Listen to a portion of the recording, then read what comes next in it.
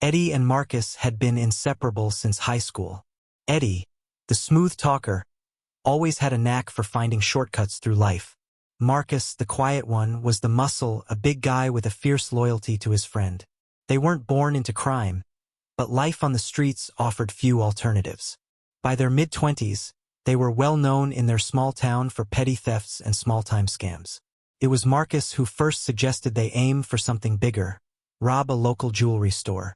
It wasn't the biggest job in the world, but for them it was a leap. Eddie, ever the opportunist, immediately saw the potential. They spent weeks planning, casing the joint, learning the routines of the staff, and figuring out how to bypass the alarm system. The night of the heist, everything went smoothly, almost too smoothly. Eddie, armed with a fake gun, threatened the lone guard, while Marcus disabled the alarms with the precision they'd rehearsed. They got away clean, stashing the loot in an abandoned warehouse on the outskirts of town. For a moment, it felt like they'd pulled off the perfect crime. But greed and suspicion quickly crept into their partnership. Eddie started getting cold feet, wanting to sell the jewels fast and move far away. Marcus, on the other hand, wanted to wait, thinking they could find a higher bidder. Eddie, always thinking a few steps ahead, began to wonder if Marcus would try to keep the stash for himself. It didn't take long for the tension to reach a breaking point. One night, while they were holed up in the warehouse, Eddie confronted Marcus, accusing him of planning to double-cross him. Marcus laughed it off at first, but Eddie wouldn't let it go. Words turned to shouts, and before long, shouts turned to violence. Eddie pulled out a real gun this time, something Marcus didn't know he had. He thought he could scare his old friend into submission, remind him who was in charge. But Marcus wasn't the type to back down, especially not from Eddie. In the heat of the moment, Marcus lunged at him, and a shot rang out. Marcus collapsed, clutching his side, blood seeping between his fingers. Eddie, panting and panicked, stood frozen for a second, the weight of what he'd done settling in. He didn't mean for it to go this far, but now there was no turning back. As Marcus lay dying, the last thing he saw was Eddie's back as he fled the scene, leaving him and their broken partnership behind. The police found Marcus the next morning, but by then, Eddie was long gone, vanished along with the loot. In the end, their friendship, their so-called partnership, had crumbled under the weight of greed and betrayal. They'd been partners in crime, but in the end, they were nothing more than enemies, each destroyed by the same thing that had once united them. Eddie fled the town, taking the stash of jewels with him, his heart pounding with fear and guilt. He never imagined he'd shoot Marcus, but now there was no going back. The police would eventually piece it together, and it was only a matter of time before they started looking for him. He knew Marcus would never talk if he survived. But what if he didn't? Eddie didn't want to know. A few days later, Eddie found himself in a rundown motel on the edge of a new city, far enough from home that no one would recognize him. He flipped through the news channels nervously, waiting to hear what had happened. And then there it was. Local man dies from gunshot wound in what police suspect is a robbery gone wrong. The words hit him harder than the bullet had hit Marcus. Marcus was dead. Eddie dropped the remote, a cold numbness spreading through his body. He stared at the TV, unblinking. All those years, everything they'd been through, and it was over. He had killed his best friend. The man who always had his back, even when things got tough. Now he was gone, and it was Eddie's fault. But guilt wasn't going to save him. He knew the police would come for him eventually. He had to act fast. The jewels, his ticket to a new life, were still stashed in a locker at the bus station. Eddie had been too paranoid to pawn them off right away, but now that Marcus was dead, the pressure to move them was suffocating. That evening, Eddie made his way to the bus station, glancing over his shoulder every few steps. He retrieved the stash, wrapped tightly in a worn duffel bag, and hurried to a local pawn shop known for asking few questions. The owner, an older man with a thick beard, raised an eyebrow at the sight of the jewels but said nothing, only nodding toward the back room where he conducted deals. "What do you want for these?" the man asked, eyeing the diamonds and gold with suspicion. Eddie licked his dry lips, trying to sound confident. "Enough to disappear," he replied. The old man's eyes narrowed, and for a moment, Eddie thought he might refuse. But after a long pause, he nodded. Half now, half when I move the goods. Can you wait that long? Eddie hesitated. Time wasn't on his side, but he had no other choice. Fine, he muttered. The deal was made, and Eddie left the shop with a small envelope of cash. Far less than the jewels were worth, but enough to get him to the next town. He booked a cheap motel under a fake name and waited, the weight of his crime pressing down on him. A week passed, and Eddie's paranoia grew with each passing day. Every time a car slowed down outside his motel window, he jumped. Every time the phone rang, his heart pounded in his chest.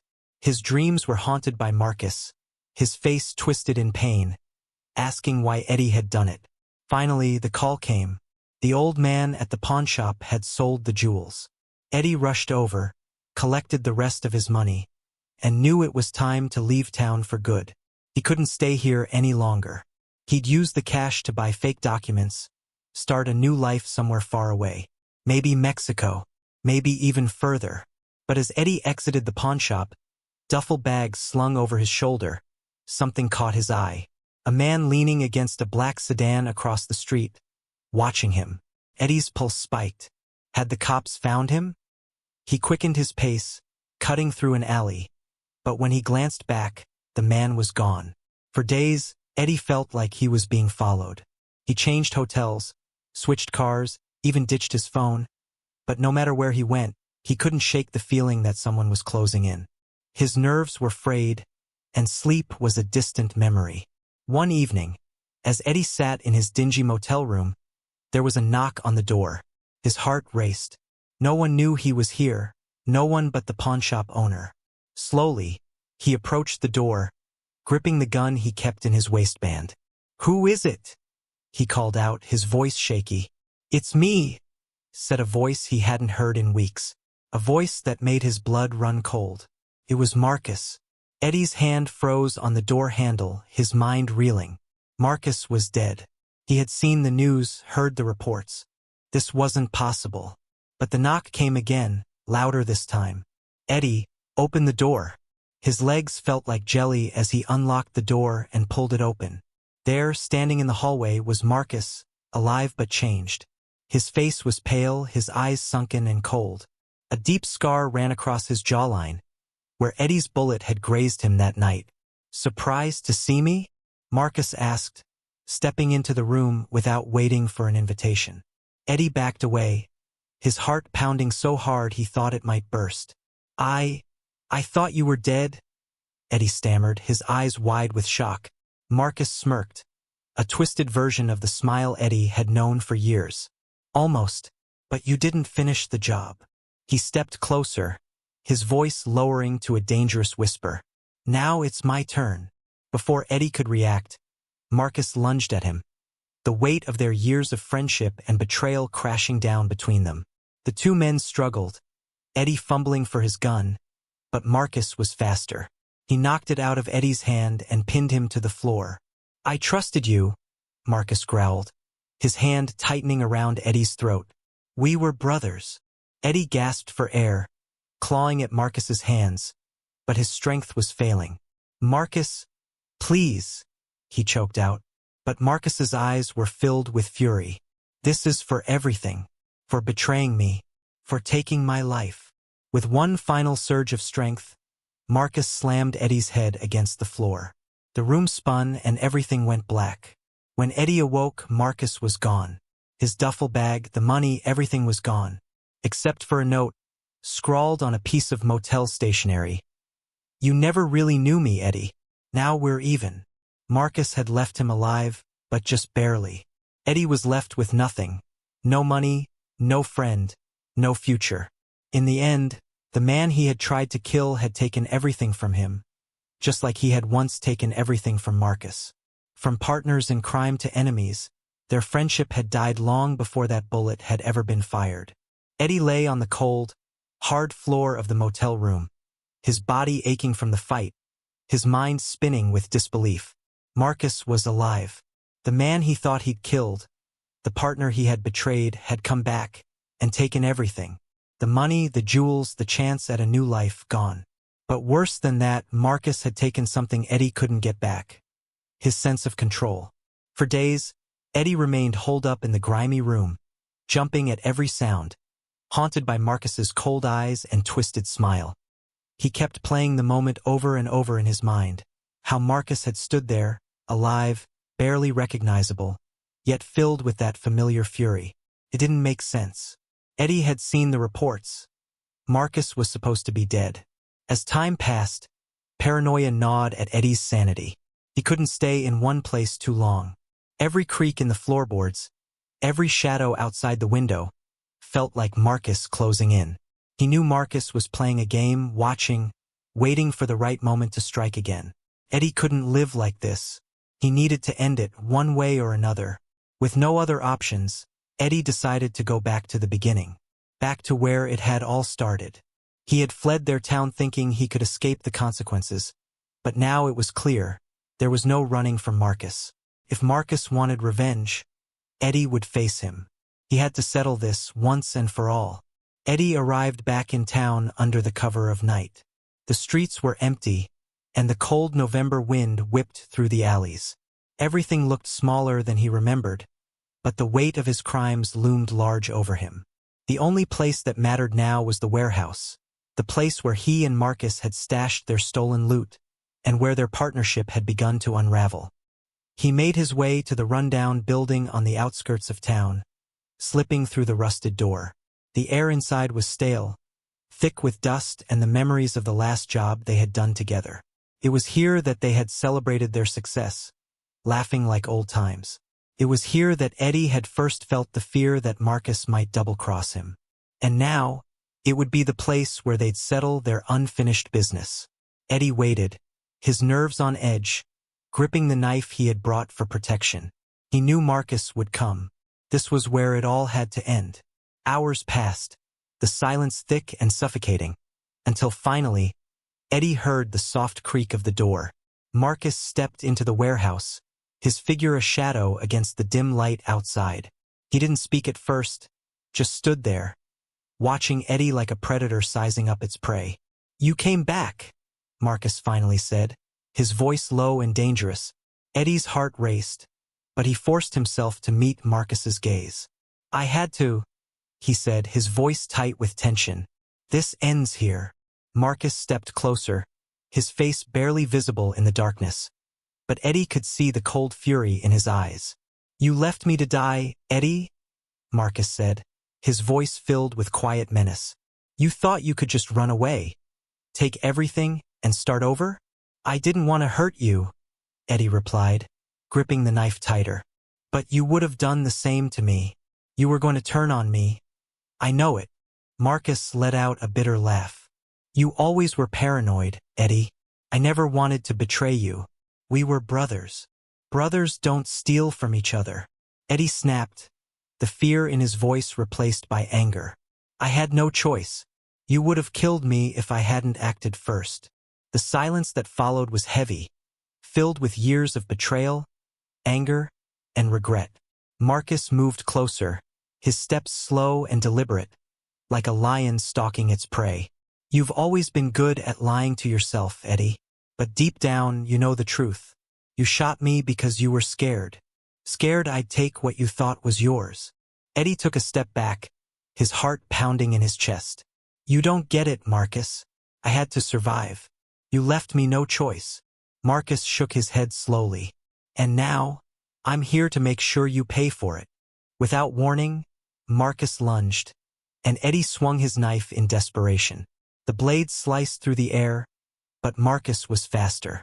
He knocked the knife from Eddie's hand and slammed him against the wall, pinning him there with a crushing grip. "Is this what you wanted?" Marcus hissed, his face inches from Eddie's. "To end it like this?" Eddie struggled, but Marcus was too strong. "I'm sorry," he gasped, his voice trembling. "I didn't want it to be like this." Marcus's grip tightened, and for a moment, Eddie thought it was over.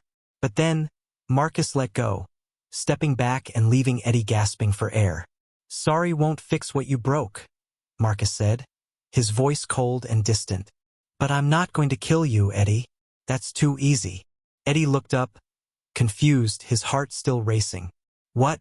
What are you going to do? Marcus stared at him for a long moment, his eyes filled with a mixture of anger and something else. Something darker. I'm going to let you live with what you did, he said softly. You took everything from me, Eddie. Now you'll live with that weight for the rest of your life. Before Eddie could respond, Marcus turned and walked out of the warehouse, disappearing into the night. Eddie collapsed to the floor, his body shaking with a mixture of fear and relief. Marcus had spared him, but it wasn't mercy. Eddie knew that living with the guilt, the constant fear that Marcus could come back at any time, would be worse than death. He had survived the confrontation, but in a way, Marcus had already won. Eddie would never escape the shadow of his betrayal. From friends to enemies, their story had come full circle.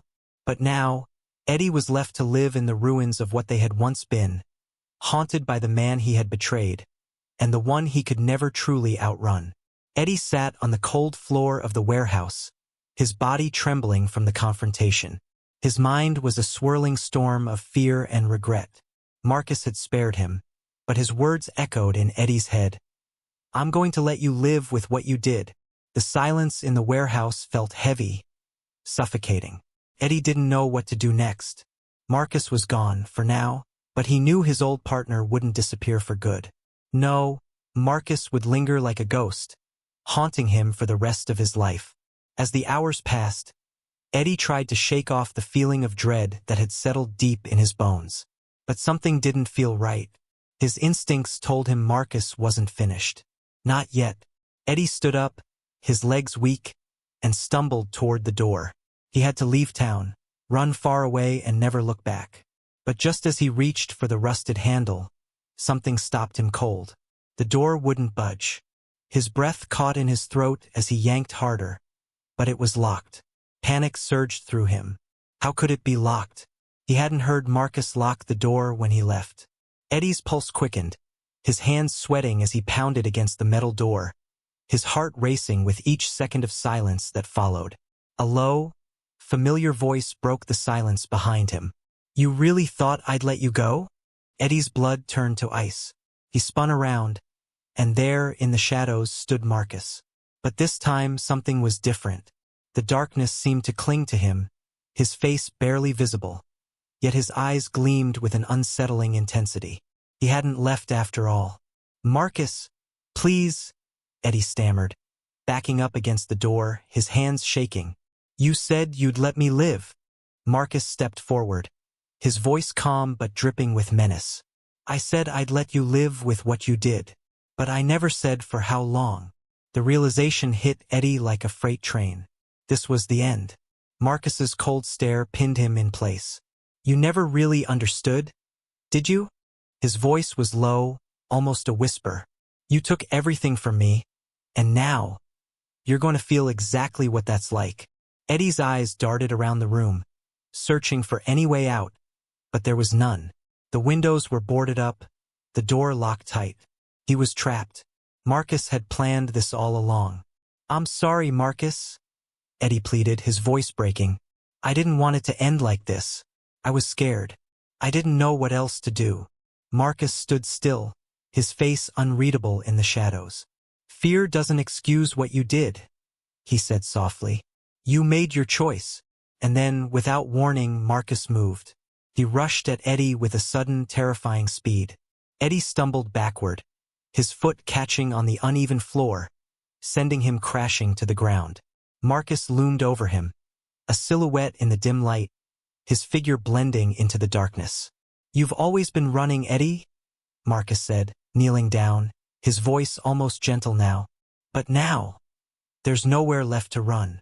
Eddie's heart pounded in his chest, his breath coming in ragged gasps as Marcus leaned in closer. He could feel the cold air on his skin, the suffocating weight of Marcus's presence pressing down on him. In a final, desperate attempt, Eddie scrambled for the knife that had fallen earlier. His hand fumbled across the dirty floor, his fingers brushing the cold steel just as Marcus's hand clamped down on his wrist.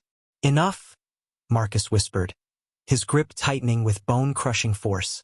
Eddie screamed, but the sound was swallowed by the vast emptiness of the warehouse. He thrashed, trying to free himself, but Marcus's strength was overwhelming. There was no escape. Marcus leaned in closer, his lips near Eddie's ear. "You've already lost," he whispered. "Now, I'm going to make sure you never forget it." With terrifying precision, Marcus raised the knife Eddie had once used to protect himself. Eddie's eyes widened in horror. His voice caught in his throat as he realized what was about to happen. "No, Marcus, please." But Marcus didn't stop.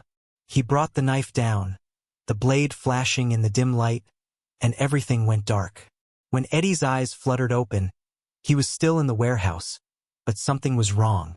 Very wrong. He tried to move, but his body wouldn't respond. A thick, suffocating numbness crept over him as he strained to make sense of his surroundings. Then he saw it. A mirror, propped up against the far wall, reflecting a gruesome sight. Himself. Eddie's mouth was taped shut, his arms and legs bound tightly to a chair. Blood stained his clothes, his face pale and slick with sweat.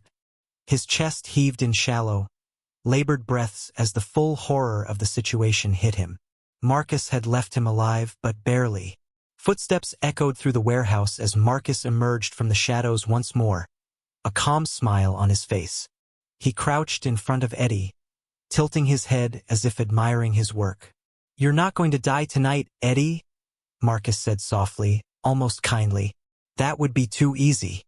No, you're going to stay here just like this, bound to your lies, to your guilt, and to the fear you thought you could escape." Eddie's muffled cries filled the room, but Marcus didn't flinch. He stood up, slowly backing toward the door. "I'll come back," Marcus said with a smile that chilled Eddie to his core. "Maybe tomorrow, maybe in a week, or maybe I'll leave you here for a while. But you'll never know, Eddie. You'll never know when I'm coming back." With one last glance, Marcus disappeared into the night, leaving Eddie trapped, alone, and terrified. And there, in the darkness of that forgotten warehouse, Eddie realized the true horror of Marcus's revenge. He wasn't going to die. He was going to live, live with the unbearable weight of guilt, betrayal, and the knowledge that Marcus would always be out there, watching, waiting, and slowly tearing him apart, piece by piece, forever.